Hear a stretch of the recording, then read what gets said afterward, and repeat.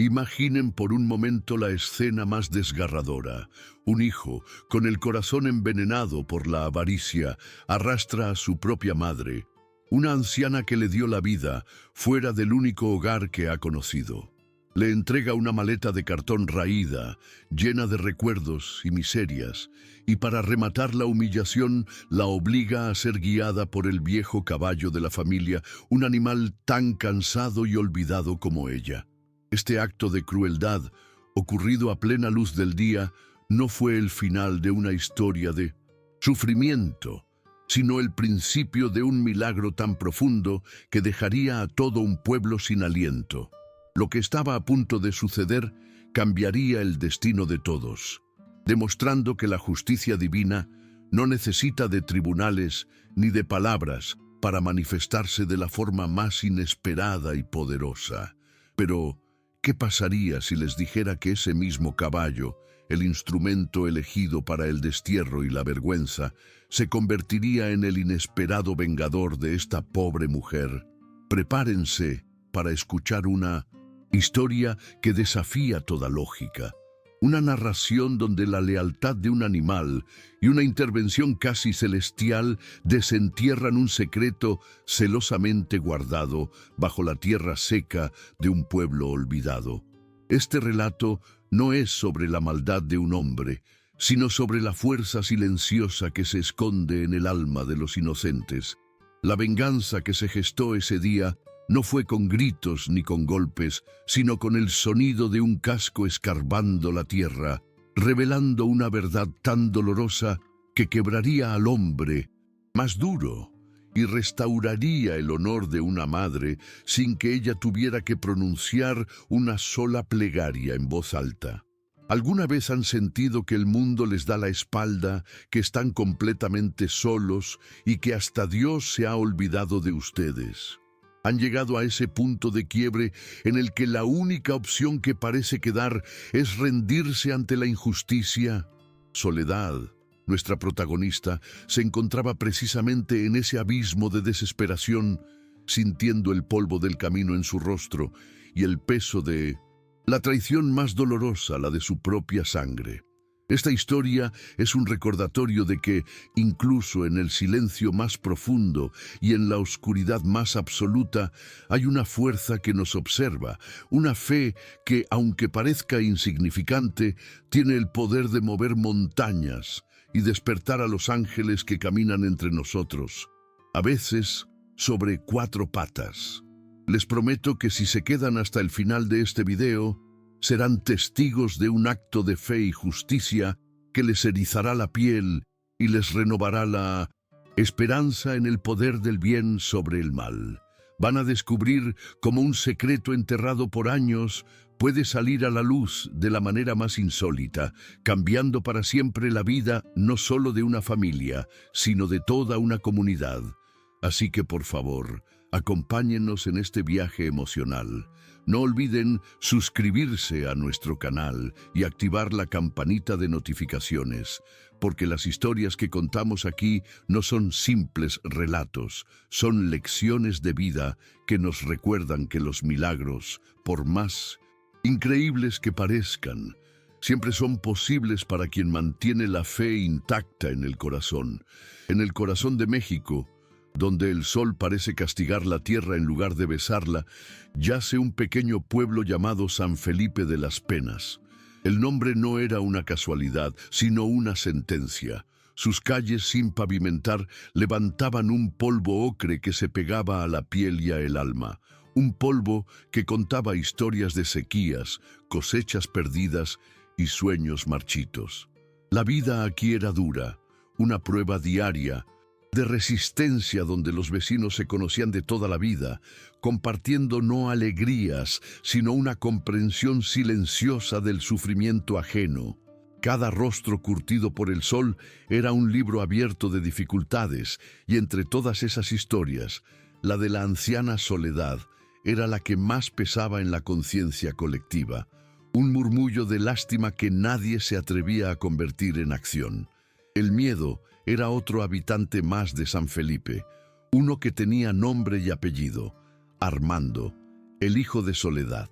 Su carácter volátil y su mirada de pocos amigos habían construido un muro invisible alrededor de la pequeña casa de adobe de su madre, manteniendo a raya cualquier intento de consuelo o ayuda. Los vecinos veían a Soledad caminar con la espalda cada vez más encorvada, escuchaban los gritos ahogados por las delgadas paredes y bajaban la mirada, haciéndose los desentendidos.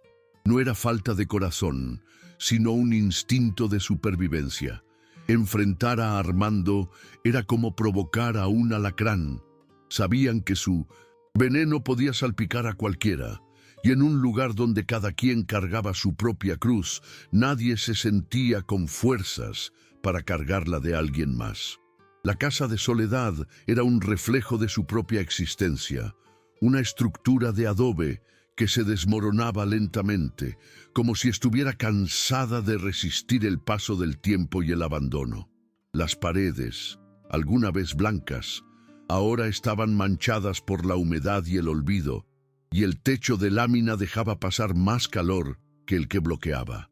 Por dentro, el aire era espeso, cargado con el aroma de hierbas secas que Soledad usaba para sus remedios, el olor a leña quemada y una tristeza casi palpable. Cada crujido del suelo de madera parecía un quejido. Cada rincón oscuro guardaba el eco de tiempos más felices, cuando su esposo, Ricardo, llenaba el humilde hogar con su risa y sus canciones, un recuerdo que ahora solo servía para hacer más profundo el silencio. A pesar de la pobreza que lo impregnaba todo, el hogar de Soledad tenía un santuario, un pequeño rincón que se negaba a rendirse a la desolación. En su cuarto, sobre una mesita de madera carcomida, había un pequeño altar dedicado a la Virgen de Guadalupe. Una veladora, casi siempre encendida, arrojaba una luz temblorosa sobre la imagen de la morenita, flanqueada por flores silvestres que la propia Soledad recogía en sus escasos paseos. Este no era solo un espacio de devoción, era su trinchera, el último bastión de su espíritu. Allí, de rodillas sobre un petate gastado, Soledad no pedía riquezas ni consuelo, solo la fuerza para aguantar un día más y la misericordia para el alma de ese hijo que la vida le había cambiado tanto. Soledad era una mujer menuda, tan frágil que parecía que una ráfaga de viento podría llevársela. Su cuerpo, encorvado por 80 años de trabajo duro y penas silenciosas, era un mapa de su vida. Su piel, reseca y surcada por arrugas profundas, contaba la historia de incontables horas bajo el sol del campo.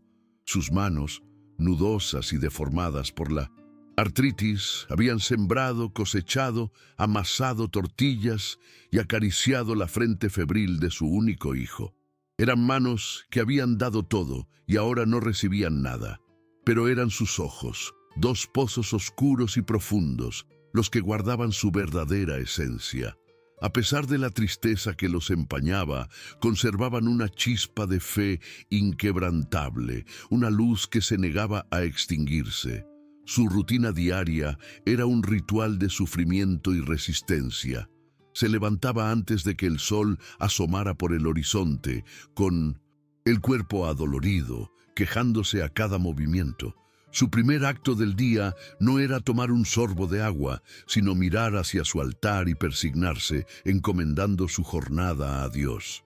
Caminaba con pasos lentos y cortos, como si cada uno le costara un esfuerzo sobrehumano.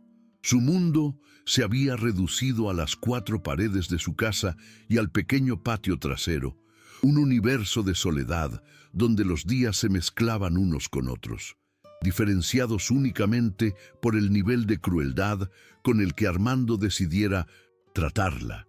Su paciencia era infinita, un océano de amor maternal que se negaba a aceptar que el niño risueño que crió se había convertido en ese monstruo.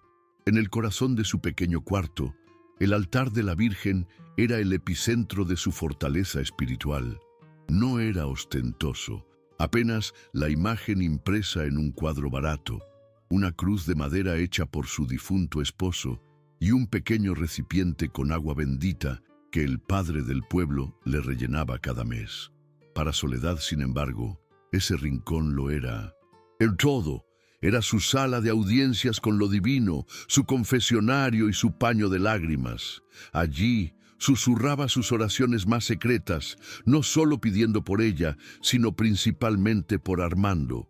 Madre Santísima, musitaba con la voz quebrada, tú que sabes lo que es ver sufrir a un hijo, ablanda su corazón, devuélveme al niño que perdí, a ese que todavía vive debajo de tanto coraje. Ella creía firmemente que su amor incondicional era la cruz que Dios le había asignado, y la cargaba con una resignación que rayaba en lo sagrado. Veía a Armando no como un hombre malvado, sino como un alma perdida, un cordero descarriado por las amarguras de la vida. Justificaba su crueldad pensando en sus fracasos, en la pobreza que los ahogaba, en la ausencia de su padre.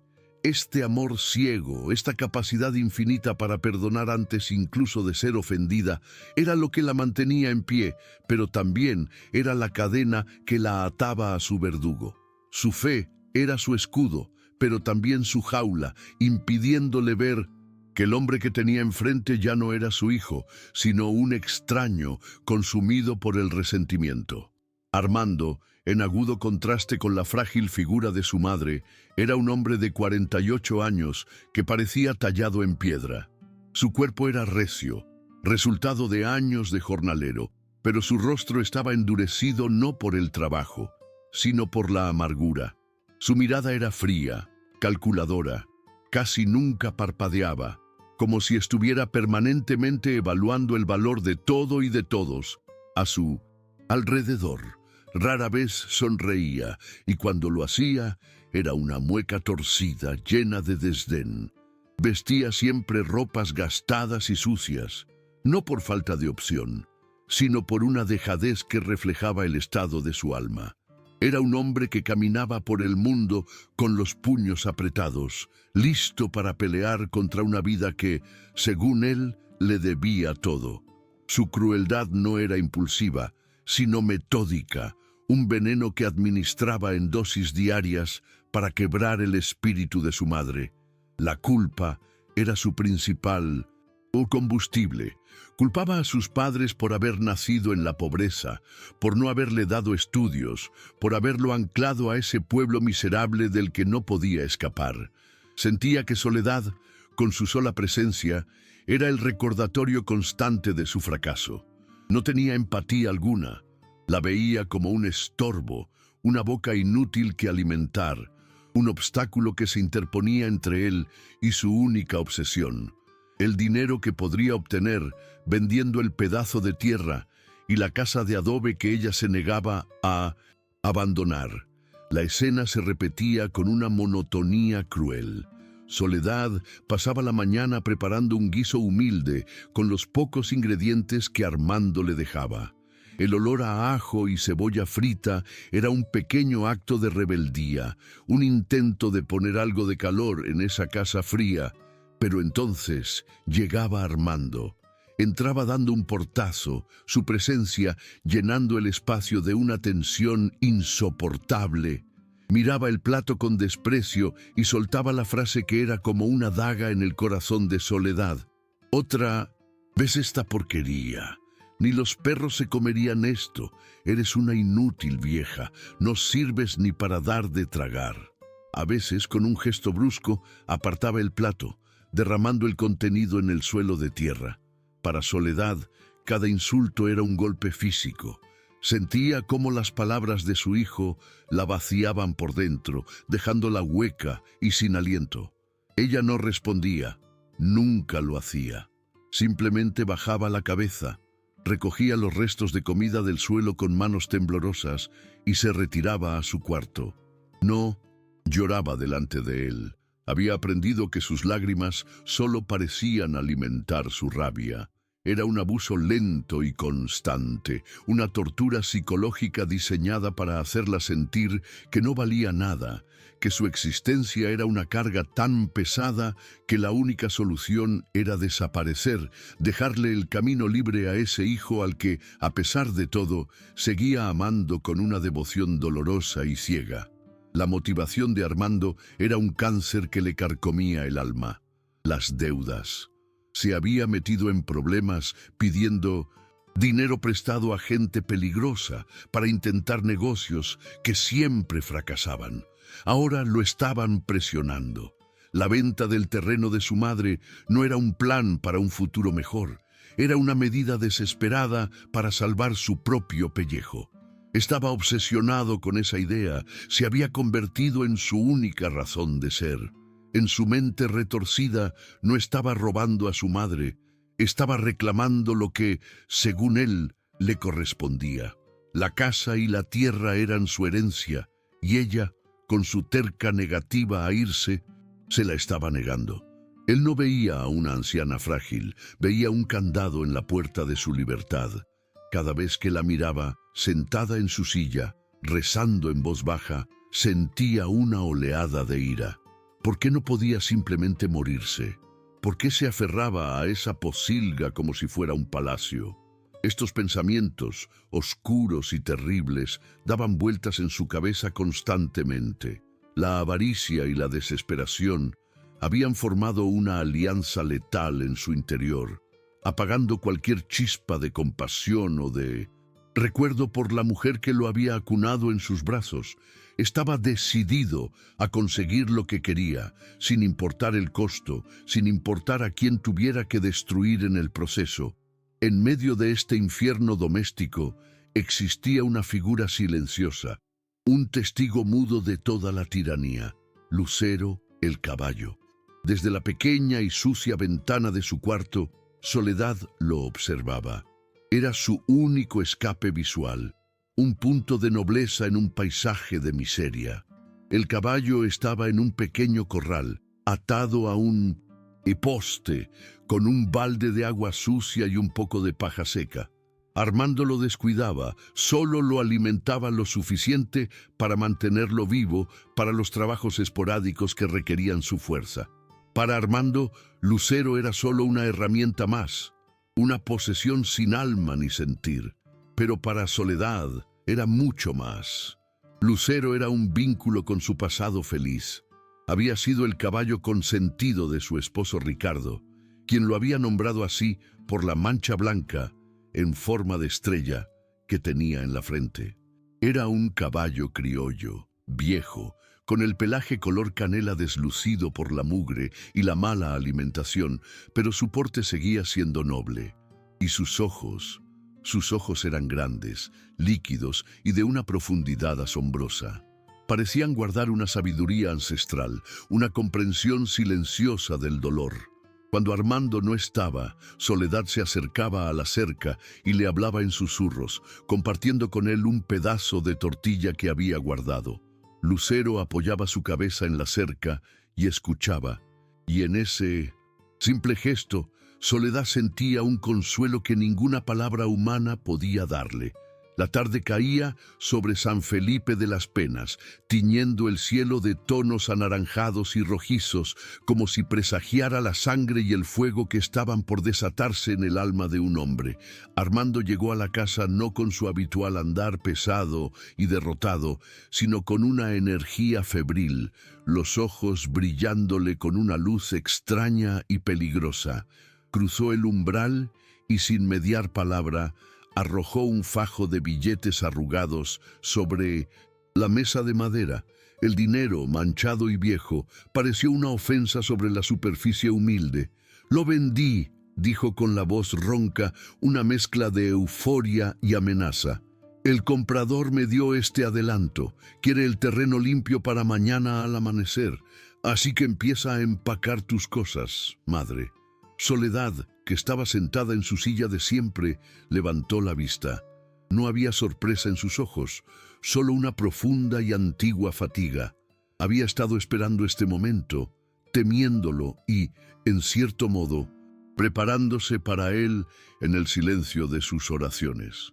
Por primera vez en mucho tiempo, la resignación que siempre la cubría como un manto pareció deslizarse, dejando al descubierto una roca de determinación forjada por el amor a su hogar y a la memoria de su esposo.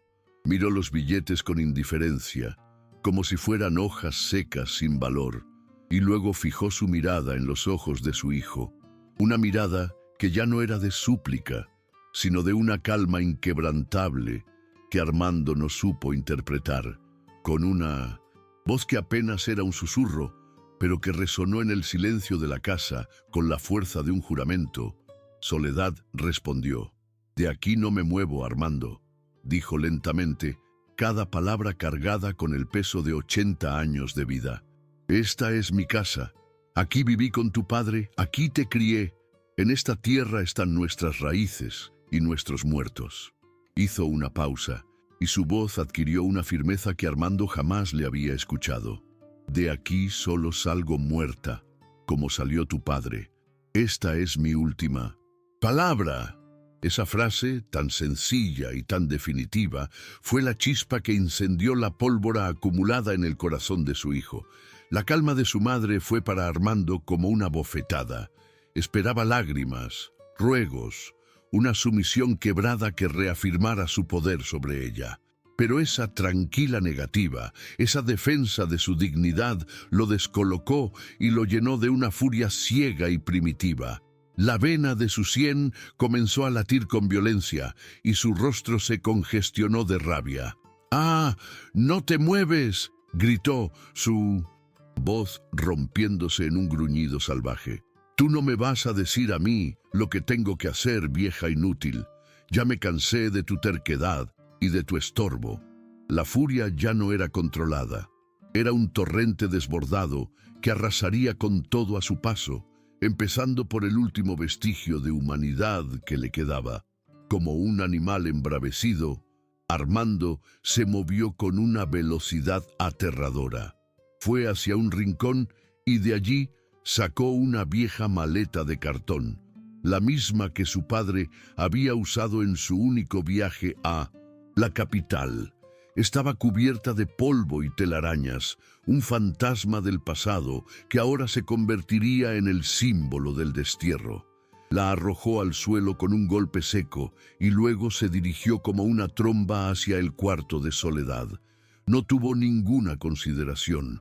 Con sus manazas rudas empezó a arrancar las pocas pertenencias de su madre de su lugar sagrado, profanando su pequeño universo con una violencia irracional y despiadada. El delicado rebozo que su esposo le había regalado, la única fotografía en blanco y negro de su boda, su pequeño misal con las hojas gastadas por el uso, todo fue a parar al interior de la maleta, arrojado con desprecio como si fuera basura. Soledad observaba la escena desde la puerta de su cuarto, paralizada, no por el miedo, sino por un dolor tan agudo que le robaba el aire. No estaba viendo a su hijo, estaba viendo a un extraño, a un demonio que había poseído el cuerpo del niño que ella amaba.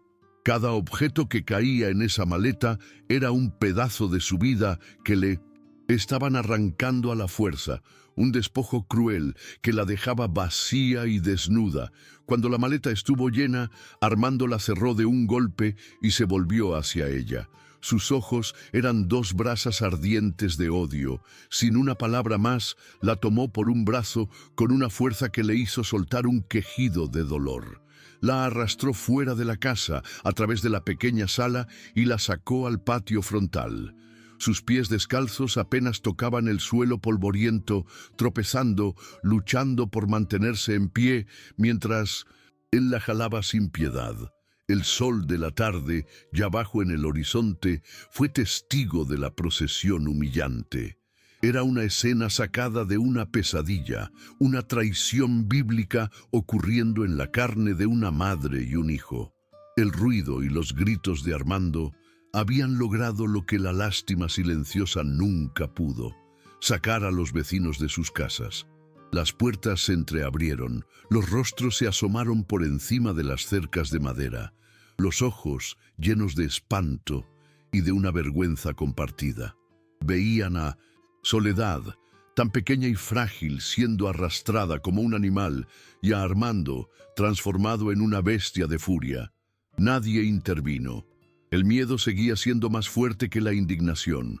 Se convirtieron en un coro mudo, en los espectadores de una tragedia que sentían que no les pertenecía, aunque su inacción los hacía cómplices del pecado que se estaba cometiendo a plena luz del día. Armando no se detuvo. Dejó a su madre de pie, temblando en medio del camino, y se dirigió al corral. Desató a Lucero con tirones bruscos, sin importarle que la cuerda rozara la piel del animal. El viejo caballo, acostumbrado al maltrato, lo siguió con la cabeza gacha, con esa paciencia que solo los animales nobles poseen.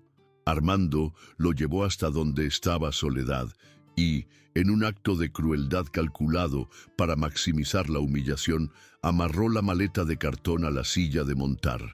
La maleta, con toda la vida de Soledad adentro, quedó colgando de un lado, desbalanceada, ridícula, convirtiendo al noble animal en un vehículo de exilio. La imagen era devastadora: la anciana madre, el caballo leal y la maleta del destierro. Era un cuadro de la desolación más absoluta. Armando parecía disfrutar de su obra, de la escenificación pública de su poder. Cada detalle había sido pensado para romper a su madre, para dejarle claro que ya no pertenecía a ese lugar, que estaba siendo borrada de su propia historia. Quería que todos vieran que él era el que mandaba, que él había ganado. Lo que no sabía era que el universo estaba a punto de responder a su acto de soberbia con una lección que jamás olvidaría, usando al más humilde de los testigos como su mensajero. Con un gesto final de desprecio, Armando tomó las riendas gastadas de Lucero y las empujó con fuerza en las manos temblorosas de Soledad, las manos de su madre. Esas manos que lo habían alimentado y cuidado, ahora apenas podían sostener el cuero áspero. «Ahí lo tienes», le gritó, su aliento apestando a coraje y a triunfo amargo. «Tú y este animal viejo se largan de aquí. El caballo te llevará lejos, a donde sea, con tal de que te alejes de mi vista para siempre. Lárgate y no vuelvas a poner un pie en esta tierra, o juro por Dios que te arrepentirás». Sus palabras fueron una sentencia, un martillazo final sobre el corazón de su madre. Soledad tropezó hacia adelante, jalada por el primer tirón que Armando le dio al caballo. El polvo del camino se levantó, ensuciando sus pies y el borde de su vestido. Se sentía irreal, como si estuviera flotando fuera de su propio cuerpo, observando a una pobre vieja siendo expulsada de su vida. El dolor era tan inmenso que ya no se sentía como dolor, sino como un vacío helado. No había lágrimas en sus ojos, se habían secado todas.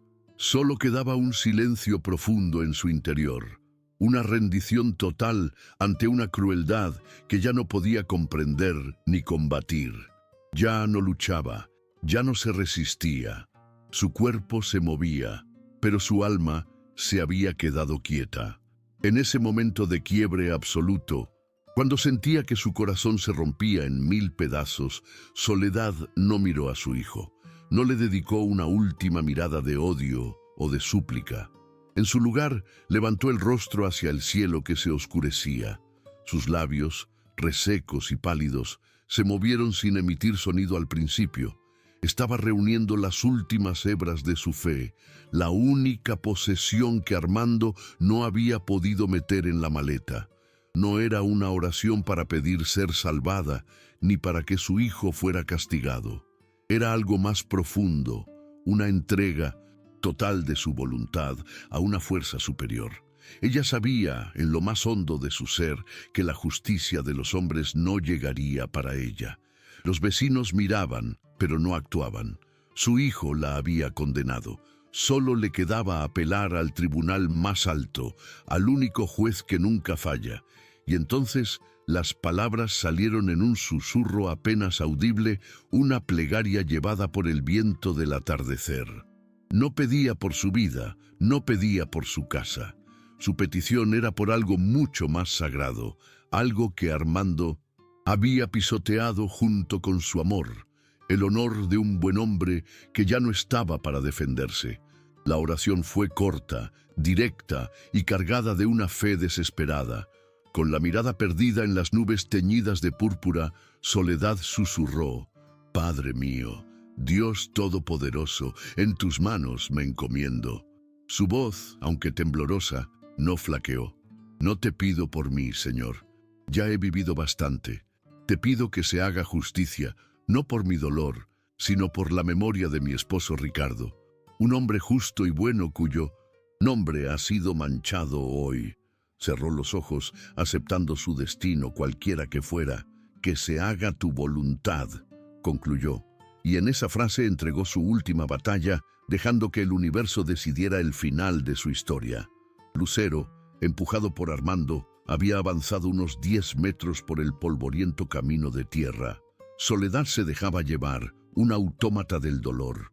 La comunidad observaba en silencio, conteniendo la respiración, y entonces ocurrió. De repente, Lucero se detuvo, se plantó en seco, sus 4 patas ancladas a la tierra como si fueran raíces de un árbol milenario. La detención fue tan abrupta que Soledad casi cae al suelo. Armando, al ver la desobediencia, se enfureció aún más. «¡Camina, animal estúpido!», gritó, tirando de la brida con todas sus fuerzas, pero el caballo no se movió ni un centímetro. Era una estatua de carne y hueso, un monumento a la obstinación. La furia de Armando se convirtió en desesperación. Tiraba y tiraba, pero era inútil. Era como jalar una montaña. Lucero no solo se resistía, sino que parecía haber crecido en tamaño y en poder. Levantó su cabeza, que usualmente colgaba con cansancio, y sus ojos, normalmente dóciles, ahora brillaban con una inteligencia extraña, con un propósito. Y entonces un relincho poderoso, profundo y gutural rasgó el silencio sepulcral del pueblo. No fue el relincho de un caballo cansado, fue un llamado, un grito de guerra, una fanfarria que anunció que el orden natural de las cosas estaba a punto de ser interrumpido por una fuerza incomprensible. Ignorando por completo los gritos y los tirones de un Armando cada vez más frenético, Lucero hizo algo que dejó a todos atónitos. Giró su cabeza lentamente, con una deliberación casi humana, y fijó su mirada no en el camino que tenía por delante, sino a un costado, hacia un viejo y retorcido árbol de mezquite que marcaba el límite de la propiedad. Era un árbol que había estado allí por generaciones, un testigo silencioso de la historia de la familia. Y con una determinación que helaba la sangre, el caballo dio 2 pasos hacia él, se detuvo justo sobre una sección de tierra árida y comenzó a patear el suelo con su casco delantero derecho. Un acto inexplicable, el inicio de un milagro que vengaría a Soledad sin necesidad de una sola palabra. El acto insólito del caballo había congelado el tiempo en San Felipe de las Penas. El único sonido que rompía el silencio era el golpeteo rítmico y obstinado del casco de Lucero contra la tierra, seca y compacta. ¡Paf, paf, paf!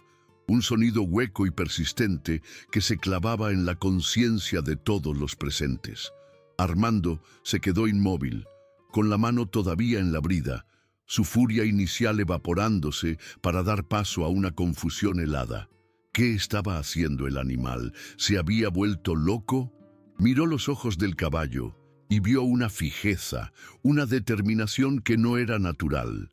Era como si el animal no estuviera pateando al azar, sino siguiendo una orden invisible, una instrucción dictada por una voluntad superior. Los vecinos, que habían permanecido a la distancia, comenzaron a acercarse lentamente, atraídos por la extrañeza del espectáculo. El miedo había sido reemplazado por una curiosidad mórbida y un presentimiento creciente de que estaban a punto de presenciar algo fuera de lo común. El murmullo colectivo se apagó y todos contuvieron la respiración. Soledad, de pie y olvidada por un momento, observaba la escena con los ojos muy abiertos. Su oración había sido un acto de entrega, pero no esperaba una respuesta tan inmediata y tan extraña. Vio en la insistencia de Lucero, su viejo amigo, el primer destello de una intervención que no podía comprender, pero que su fe comenzaba a aceptar. «¡Ya basta, estúpido animal!», gritó Armando, recuperando una pizca de su autoridad. Intentó jalar a Lucero para alejarlo del mezquite, pero el caballo ni se inmutó. Fue entonces cuando Armando, en un arrebato de impotencia, levantó la mano para golpear al animal en el lomo. Pero su brazo se quedó suspendido en el aire. La mirada que Lucero le dirigió en ese instante no fue la de una bestia de carga, sino la de un juez. Había en esos ojos una inteligencia antigua, un reproche mudo que lo desarmó por completo. Fue un segundo, un instante eterno en el que Armando se sintió juzgado y condenado por el ser que más había despreciado. Y justo en ese momento de parálisis, el sonido cambió. El paf hueco fue reemplazado por un clank metálico, un sonido sordo pero inconfundible que resonó en el silencio. El casco de Lucero había golpeado algo duro, algo que no era piedra. El caballo relinchó suavemente, como si anunciara el éxito de su misión, y continuó escarbando con más ahínco, apartando la tierra suelta con sus pezuñas. Poco a poco, entre el polvo, comenzó a asomar el borde oxidado de una pequeña caja de metal. La revelación dejó a todos sin aliento. No era una locura del animal. Había un propósito, había un secreto enterrado justo a los pies de ese viejo mezquite. La visión de la caja transformó a Armando. La confusión y el miedo se mezclaron con una oleada de avaricia. ¿Dinero? ¿Joyas? ¿Un tesoro escondido por su padre? La posibilidad de una riqueza inesperada lo sacó de su estupor. Empujó a Lucero a un lado con brusquedad, el respeto momentáneo olvidado por la codicia, y se arrodilló en el suelo. Con sus propias manos comenzó a cavar frenéticamente, la tierra metiéndose bajo sus uñas. No sentía el dolor de las piedras, solo la urgencia de desenterrar ese cofre que podría ser la solución a todos sus problemas. Su corazón latía con una esperanza febril y equivocada, la última ilusión de un hombre a punto de enfrentarse a la verdad. Finalmente liberó la caja de su tumba de tierra.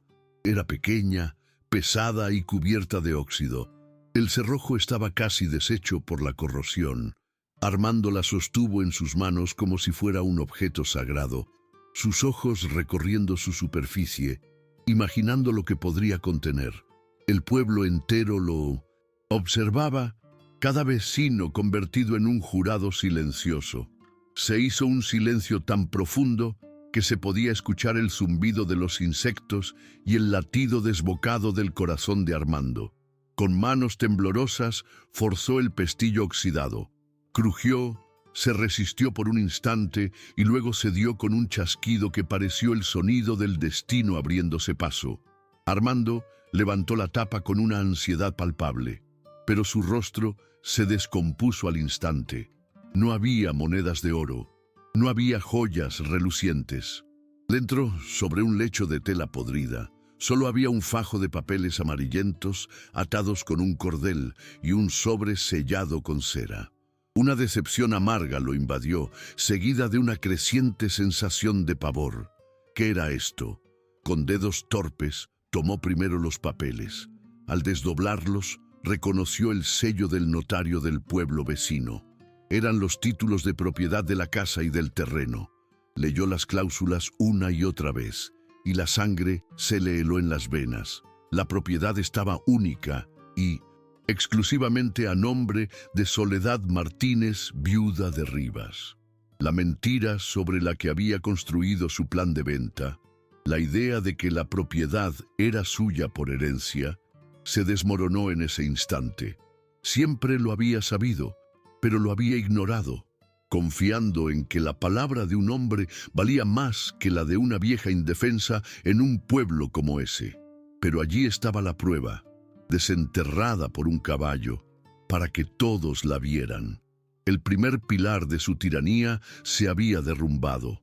Se sintió expuesto, un mentiroso ante los ojos de todo el pueblo, pero el golpe final, el que destruiría su alma por completo, todavía estaba por llegar, guardado en ese sobre sellado.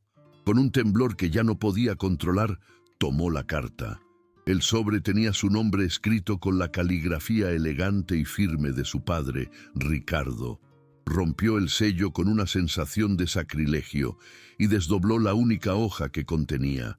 La tinta se había desvanecido un poco con los años, pero las palabras eran claras, y cada una de ellas era un martillo golpeando su conciencia. La carta, leída por la voz omnisciente del narrador para que todo espectador la escuchara, comenzó a revelar la verdad que había permanecido enterrada junto a ella, una verdad de sacrificio y de vergüenza. Hijo mío, Armando, comenzaba la carta, si estás leyendo esto es porque la necesidad o la desesperación te han llevado a este punto y yo ya no estoy para detenerte. Quiero que sepas la verdad de nuestra pobreza. Hace 15 años, cuando aún eras un muchacho lleno de vida y de errores, contrajiste una deuda de juego tan grande que habría acabado contigo. Te habrían quitado la vida o te habrían metido en la cárcel por años. Tu madre nunca lo supo, no quise romper su corazón. Para salvarte, para proteger tu honor y tu futuro, tomé todos los ahorros de nuestra vida, el dinero que guardábamos para nuestra vejez, y pagué tu deuda en secreto. La carta continuaba, y cada palabra era una gota de veneno para el orgullo de Armando. Nos quedamos sin nada, escribía su padre. La pobreza en la que hemos vivido no fue mala suerte ni castigo de Dios. Fue el precio que pagué por tu libertad, por darte una segunda oportunidad. Nunca te lo dije porque esperaba que maduraras, que te convirtieras en un hombre de bien por ti mismo. Esta casa la puse a nombre de tu madre para protegerla, para asegurarme de que, pasara lo que pasara, ella siempre tuviera un techo sobre su cabeza. Es lo único que nos quedó. Te pido, hijo, que cuides de ella, que honres mi sacrificio y el amor de la mujer que te lo ha dado todo. El mundo de Armando se hizo añicos. El aire se le escapó de los pulmones como si le hubieran dado un puñetazo en el estómago. La historia de su vida, la narrativa que él mismo se había contado durante décadas, era una farsa. No era la víctima de padres pobres y desafortunados. Él, y solo él, era la causa de su miseria. Su resentimiento, su ira, su crueldad hacia su madre, todo estaba basado en una mentira que él había originado. La memoria de su padre, a quien recordaba como un hombre débil, se transformó en la de un gigante que se había sacrificado en silencio por él. El peso de esa revelación fue demasiado para soportar. Levantó la vista de la carta, sus ojos desorbitados buscando a su madre. La vio allí, de pie, digna en su dolor, rodeada por los vecinos. Luego miró a Lucero, el caballo que lo había desenmascarado, que había actuado como la mano ejecutora del testamento de su padre. Y finalmente se miró a sí mismo, a sus manos sucias de tierra, a su alma sucia de ingratitud, y se rompió. No fue un grito, no fue un lamento, fue un colapso total.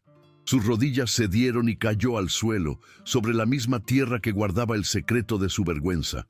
Un sollozo profundo, gutural, un sonido animal de dolor y culpa brotó de su pecho y comenzó a llorar como nunca lo había hecho. El llanto de Armando fue la señal que la comunidad necesitaba. El milagro, como ya empezaban a llamarlo, había roto las cadenas del miedo. Ver al tirano de rodillas, reducido a un hombre quebrado, les devolvió el coraje que habían perdido. Ya no eran espectadores pasivos. Un murmullo de indignación justa recorrió a la multitud, y como si de una sola entidad se tratara, comenzaron a moverse no hacia Armando, sino hacia Soledad. La injusticia que habían tolerado en silencio durante años ahora se sentía como una espina en su propia carne y sentían la necesidad imperiosa de enmendar su pasividad. Las mujeres fueron las primeras. Doña Elvira, la vecina de al lado, fue la que dio el primer paso. Se acercó a Soledad y sin decir una palabra le pasó un brazo por los hombros, un gesto de solidaridad y protección. Otra mujer más joven le quitó suavemente las riendas de las manos, liberándola del último símbolo de su humillación. Pronto, Soledad se vio rodeada por un círculo de cuerpos, un escudo humano que la separaba de su pasado de abusos y de la figura rota de su hijo.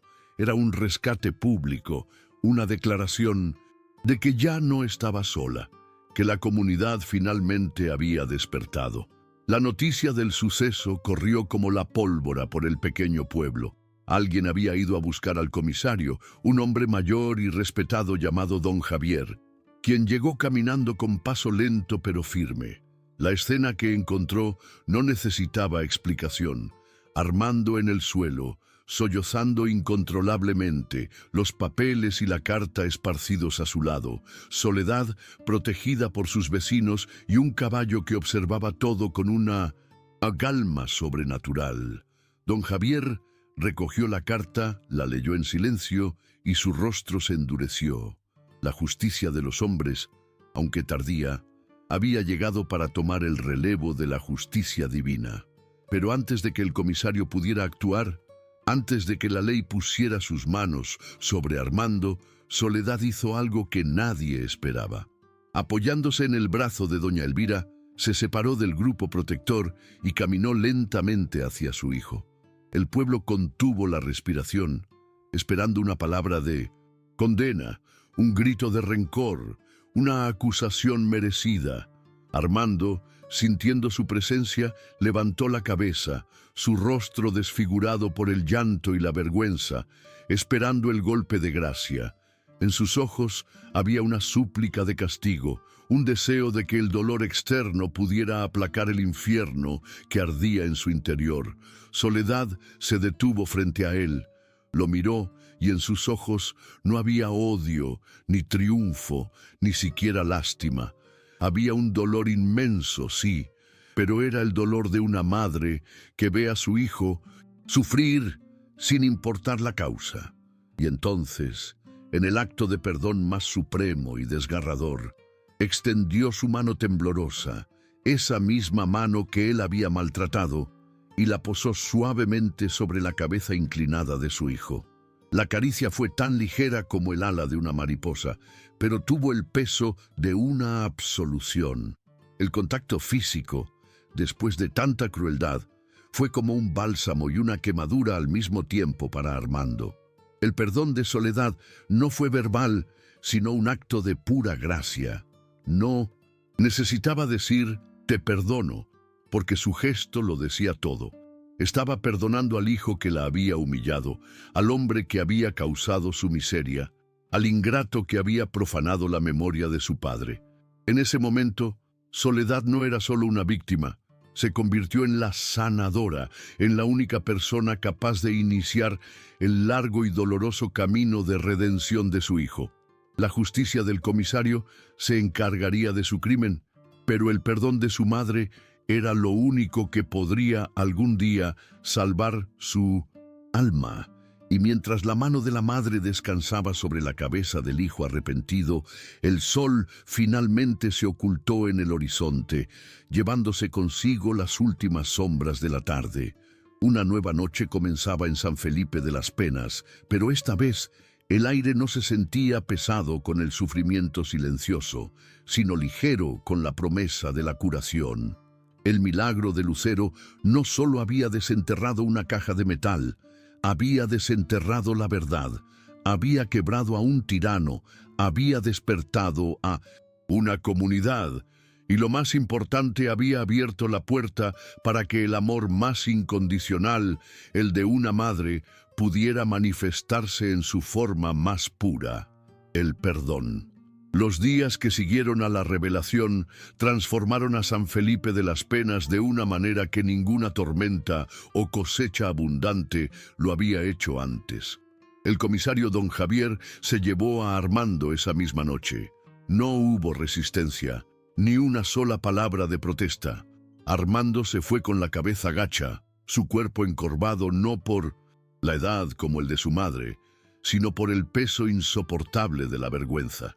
La comunidad lo vio marchar en silencio, pero ya no era una quietud de miedo, sino una solemnidad respetuosa ante el funcionamiento visible de la justicia, tanto la divina como la terrenal. Sentían alivio, sí, pero también una extraña compasión por el hombre roto que había sido su tirano, entendiendo que su verdadero castigo no sería la cárcel, sino vivir con el conocimiento de lo que había hecho. La redención de Armando comenzó en la soledad de una celda, pero su verdadera sentencia fue dictada por el comisario y la propia comunidad. Tendría que reparar el daño con sus propias manos. Fue condenado a servir al pueblo que había aterrorizado en silencio. Se le vio reconstruyendo la cerca de un vecino, acarreando agua para los más ancianos, reparando el techo de la pequeña capilla. Trabajaba desde el amanecer hasta el anochecer, con una humildad que nadie le había conocido. Hablaba poco, y cuando lo hacía, su voz era suave y respetuosa. La noticia que más conmovió al pueblo fue que le había pedido al padre del pueblo que le enseñara a leer y escribir para poder entender por sí mismo cada día la carta de su padre. Mientras tanto, la casa de Soledad, antes una prisión de tristeza, se convirtió en un verdadero hogar por primera vez en muchos años. Las paredes que habían absorbido gritos y llantos ahora resonaban con las conversaciones amables de los vecinos. El muro de miedo que Armando había construido se había derrumbado, y la comunidad, ansiosa por expiar su larga pasividad, se volcó en cuidados hacia ella. Doña Elvira le llevaba el desayuno cada mañana. Los hombres del pueblo repararon el techo de lámina y pintaron las paredes de un blanco resplandeciente, y los niños correteaban por el patio, llenando el aire con una risa que era la mejor medicina para el alma herida de la anciana. Soledad aceptaba toda esta bondad con una gracia humilde y silenciosa. Su vida recuperó un ritmo apacible. Pasaba las tardes sentada en su porche, observando la vida del pueblo que había vuelto a acogerla como una de los suyos. Su pequeño altar seguía siendo el centro de su día, pero sus oraciones habían cambiado. Ya no eran súplicas desesperadas pidiendo fuerza para resistir. Ahora eran conversaciones serenas de gratitud. Agradecía por la bondad de sus vecinos, por la paz en su corazón y, sobre todo, rezaba por el alma de Armando. Ya no pedía a Dios que ablandara su corazón, sino que le diera la fortaleza para sobrellevar su penitencia y encontrar, algún día, el perdón para sí mismo. La figura de Lucero, el caballo, trascendió su condición de animal para convertirse en una leyenda viviente. Ya no estaba atado a un poste en un corral sucio. Los hombres del pueblo le construyeron un pequeño establo limpio y digno, y se turnaban para cuidarlo. Su pelaje, antes opaco y deslucido, recuperó su brillo canela gracias a los cepillados diarios de los niños, quienes le traían manzanas y terrones de azúcar como ofrendas a un héroe. El caballo paseaba libre por el pueblo, y su presencia era un recordatorio constante del milagro.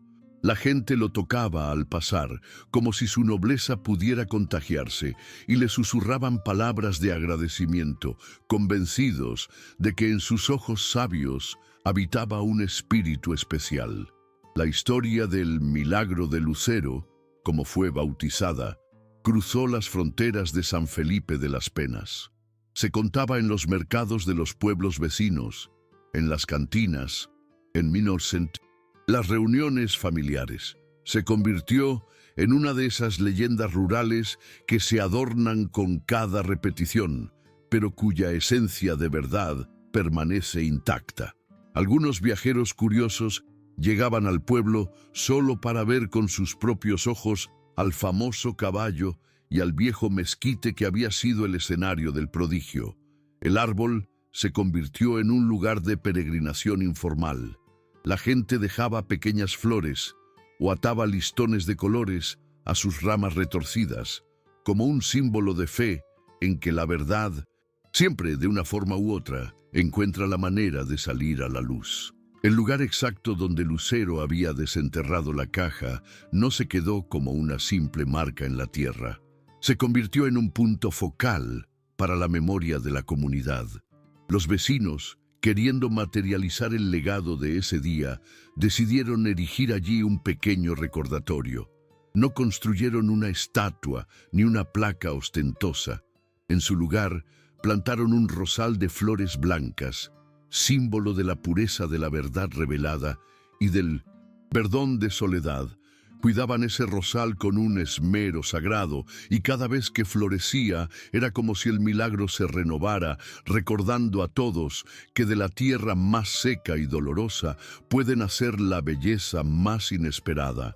Para solidificar el legado y asegurarse de que la historia nunca fuera olvidada, la comunidad decidió crear un símbolo perdurable. El herrero del pueblo tomó una de las viejas herraduras que Lucero había desechado, la limpió del óxido y el lodo y la pulió hasta que el metal brilló bajo el sol. No era una herradura cualquiera, era la que correspondía a la pata delantera derecha, la misma que había golpeado la tierra con tanta insistencia. Era un objeto cargado de significado, un pedazo tangible del milagro. La herradura se convirtió en una reliquia, un testimonio del poder de la fe y la lealtad de un animal noble. Se organizó una pequeña y solemne ceremonia. Una tarde, casi toda la población de San Felipe se reunió frente a la casa recién pintada de Soledad. El padre del pueblo bendijo la herradura y el comisario don Javier, en representación de la justicia restaurada, pronunció unas breves palabras sobre el honor y la verdad. Luego, con un martillo y 2 clavos, el propio comisario fijó la herradura de Lucero sobre el dintel de la puerta principal de la casa. Allí se quedó, como un amuleto protector, un guardián silencioso que recordaría a todos los que pasaran por allí que en ese hogar la fe había vencido a la crueldad. La historia de Soledad, Armando y Lucero se tejió en el alma de San Felipe de las Penas. Se convirtió en la parábola del pueblo, una historia contada de abuelos a nietos para enseñar lecciones importantes. Hablaba sobre el peligro de la avaricia, sobre la importancia de honrar a los padres y sobre la fuerza del perdón, pero sobre todo se convirtió en una lección sobre la ceguera. Les enseñó a no ser indiferentes ante el sufrimiento ajeno, a no bajar la mirada por miedo.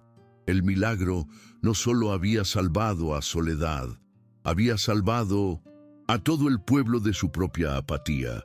El legado más profundo de aquel día no fue la caja desenterrada ni la penitencia de Armando, sino la transformación de la comunidad. El miedo que los había mantenido aislados unos de otros se disipó, dando paso a un renovado sentido de unidad y responsabilidad compartida. Los vecinos comenzaron a ayudarse más, a preocuparse genuinamente por el bienestar de los demás.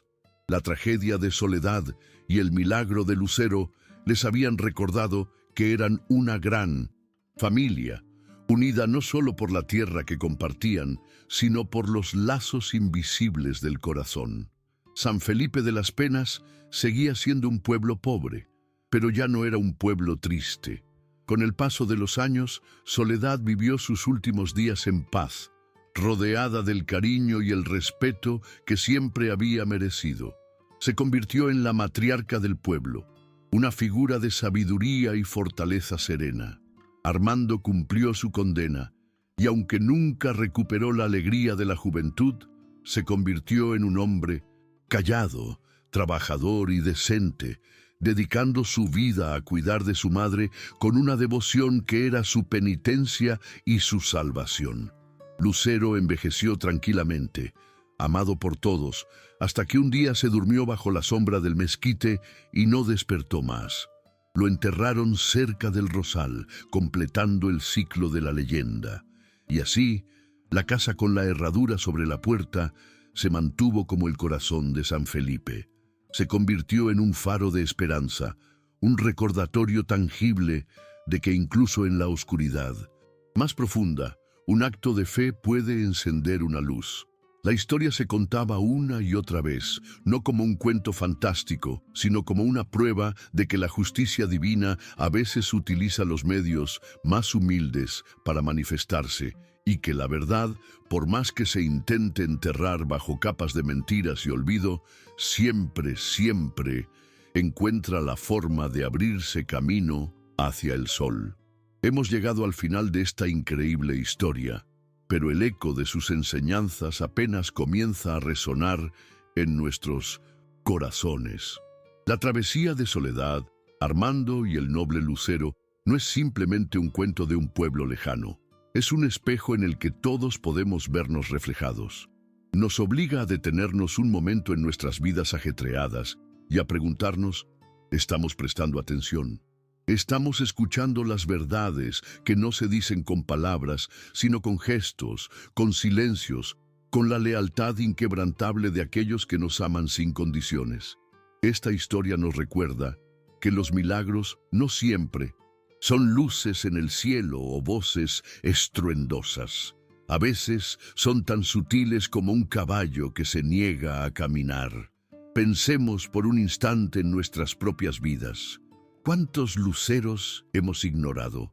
¿Cuántas veces un amigo, un familiar o incluso una mascota ha intentado decirnos algo importante con su comportamiento y nosotros, demasiado ocupados en nuestra propia furia o en nuestros planes, no hemos sabido ver la señal?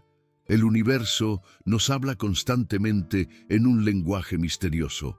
Nos envía advertencias, nos ofrece consuelo, nos señala el camino correcto.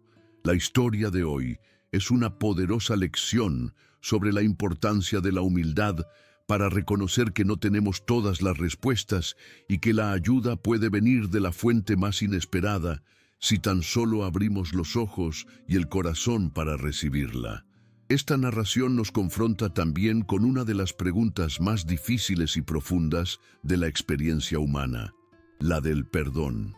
Es fácil pedir justicia, es natural desear que quien nos ha hecho daño pague por su sufrimiento. Pero, ¿cuántos de nosotros tendríamos la fortaleza de Soledad? ¿Cuántos seríamos capaces de poner una mano sobre la cabeza de nuestro verdugo en su momento de mayor quiebre? No para condenarlo, sino para iniciar su sanación. El perdón, nos enseña Soledad, no es un regalo que se le hace al ofensor, es un regalo que nos hacemos a nosotros mismos, liberándonos de las cadenas del rencor que nos mantienen atados al pasado. Te pregunto directamente a ti, que nos escuchas, ¿hay alguna herida en tu corazón que te niegas a dejar sanar? ¿Existe alguna persona en tu vida, quizás un familiar, un amigo, que cometió un error terrible y que necesita de tu perdón para poder empezar su propio camino de redención? A veces, como Armando, las personas se pierden en la oscuridad de su propia amargura y de sus malas decisiones, y aunque deben enfrentar las consecuencias de sus actos, el perdón puede ser la única luz que les muestre el camino de regreso. Piensa en ello. Quizás tú tienes la llave para liberar a alguien y a ti mismo de una prisión de dolor. La historia también nos habla de la verdad, de cómo la verdad, como el agua, siempre encuentra una grieta por donde filtrarse, sin importar cuán profunda y compacta sea la tierra de las mentiras que la cubre. El padre de Armando enterró un secreto para proteger a su hijo, pero la verdad tenía su propio plan, su propio tiempo para ser revelada. ¿Qué secretos guardan nuestras propias familias? ¿Qué historias de sacrificio o de vergüenza yacen enterradas en el pasado, moldeando nuestro presente sin que siquiera lo sepamos. Este relato es una invitación a buscar nuestra propia verdad, a honrar los sacrificios de nuestros antepasados y a construir nuestro futuro sobre la base sólida de la honestidad. Y no podemos olvidar la lección sobre la comunidad. El miedo paralizó a San Felipe de las Penas durante años. La indiferencia permitió que el abuso ocurriera a puerta cerrada, día tras día. Fue necesaria una intervención divina, un milagro a plena luz del día para que despertaran de su letargo. Esto nos plantea una pregunta incómoda. ¿Cuántas soledades viven entre nosotros, en nuestro vecindario, quizás en nuestra propia familia, sufriendo en silencio mientras nosotros miramos para otro lado por miedo o por comodidad? Somos responsables los unos de los otros. Nuestra inacción también es una forma de acción, y sus consecuencias pueden ser devastadoras. La historia de hoy es un llamado a ser mejores vecinos, mejores amigos, mejores seres humanos. Un llamado a tener el coraje de ofrecer una mano, de preguntar, ¿estás bien?, de ser el escudo de los vulnerables. No esperemos a que un caballo tenga que desenterrar un milagro para actuar. Seamos nosotros el milagro en la vida de alguien. Un pequeño gesto de bondad, una palabra de apoyo, puede ser la señal que una persona desesperada necesita para no perder la fe. Recordemos que somos una red y que la fortaleza de cada hilo depende de la fortaleza de todos los demás. Ahora queremos escucharte a ti. Tu voz y tu experiencia son increíblemente valiosas para esta comunidad que estamos construyendo. Por favor, comparte tus pensamientos en la sección de comentarios. ¿Qué fue lo que más te impactó de esta historia? ¿Te ha recordado alguna situación personal o familiar? Queremos saber de ti. Queremos leer tus reflexiones, porque cada comentario enriquece la conversación y nos ayuda a todos a crecer y a comprender mejor estas profundas lecciones de vida. No hay opinión pequeña, cada una es una luz más en este espacio de reflexión. Quizás tú también has sido testigo de un acto de justicia tan inesperado que solo podría describirse como un milagro. O tal vez tienes en tu vida una historia de perdón, ya sea dado o recibido, que transformó por completo una situación que parecía no tener remedio. Si te sientes cómodo compartiéndola, hazlo. Tu testimonio puede ser la chispa de esperanza que otra persona en algún lugar del mundo necesita leer en este preciso momento. Al compartir nuestras historias, nos damos cuenta de que no estamos solos en nuestras luchas, en nuestras penas y en nuestras esperanzas. Esta comunidad se nutre de la inspiración mutua. Cada historia como la de Soledad es un recordatorio de la fuerza del espíritu humano y de la presencia de algo más grande que nosotros. Si este relato ha tocado tu corazón, si ha sembrado en ti una semilla de fe o te ha hecho reflexionar sobre tu propia vida, te pedimos que nos ayudes a que este mensaje llegue más lejos. La mejor forma de hacerlo es dándole un me gusta a este video para que más personas puedan encontrarlo. Compartir es un acto de generosidad. Si mientras escuchabas esta historia pensaste en alguien que necesitaba oír este mensaje de esperanza y redención, no dudes en compartir el video con esa persona. Envíalo a tus amigos, a tu familia, a cualquiera que creas que puede encontrar consuelo o inspiración en las valientes acciones de Soledad y en la lealtad milagrosa de Lucero. A veces, una historia es todo lo que se necesita para cambiar la perspectiva de alguien y darle fuerzas para seguir adelante. Y por supuesto, si aún no lo has hecho, te invitamos a formar parte de nuestra familia suscribiéndote a nuestro canal. Aquí nos dedicamos a buscar y narrar estas joyas de inspiración, historias que nos recuerdan la magia que se esconde en el mundo y la increíble capacidad del ser humano para sobreponerse a la adversidad. Activa la campanita de notificaciones para que no te pierdas ni uno solo de nuestros futuros relatos, cada uno diseñado para tocar tu alma y fortalecer tu espíritu. Gracias por habernos acompañado en este viaje emocional. Gracias por tu tiempo, por tu atención y por abrir tu corazón. Recuerda siempre la lección de San Felipe de las Penas.